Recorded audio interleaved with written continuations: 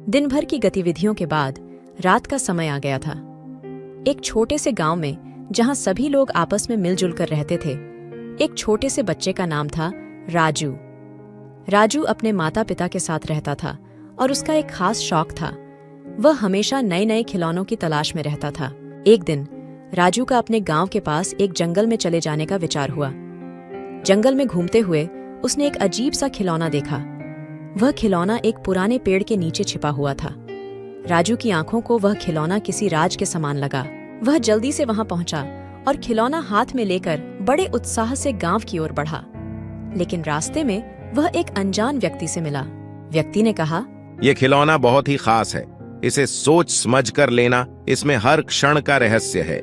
राजू ने खिलौना देखते हुए कहा, मुझे ये चाहिए, इसमें क्या खास बात है?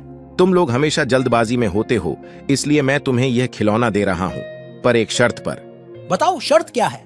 तुम इस खिलौने को सिर्फ रात के समय ही खेल सकते हो और हर एक मिनट पर तुम्हें एक चुनौती मिलेगी। राजू ने मुस्कुराते हुए स्वीकार किया और वह खिलौना लेकर अपने गांव की ओर बढ़ा। गांव में वह खिलौना सबकी नजरों में आया। सभी लोग आश्चर्यचकित होकर उसके चारों ओर इकट्ठा हो गए। रात हुई और राजू ने वह खिलौना अपने कमरे में ले जाकर देखा। वह खिलौना आधे घंटे के बाद अचानक एक सुरक्षित संदेश बोलता है, तुम्हें बहुत मेहनत करनी पड़ेगी राजू। पहली चुनौती तुम्हें गांव के बाहर जाकर एक दीपक की रोशनी में खेलना है। राजू खिलौना लेकर तेजी से गांव के बाहर बढ़ा और एक दीपक की रोशनी में खेलने की कोशिश की, परंतु खिलौना बोलता है, तुम्हारा समय खत्म हो गया है राजू। राजू ने हौसला हारा नहीं और अगली चुनौती के लिए तैयार हो गया। खिलौना उससे कहता है, तुम्हें एक साधु के साथ जाकर ध्यान से सुनना है। राजू ने दूसरी चुनौती स्वीकार की और वह साधु के पास पहुंचा। साधु ने राजू से कहा, तुम्हें एक सवारी पर बैठकर जंगल की यात्रा करनी है। राजू खिलौना लेकर सवारी पर बैठा और जंगल की यात्रा में निकला। यात्रा के बाद वह खिलौना बोलता है, तुमने ये चुनौती भी पार कर ली है राजू। अब तुम्हें आखिरी चुनौती मिलती है। तुम्हें आधी रात के समय खेलना है, लेकिन तुम्हें सच्चाई तब पता चलेगी जब तुम खेलोगे।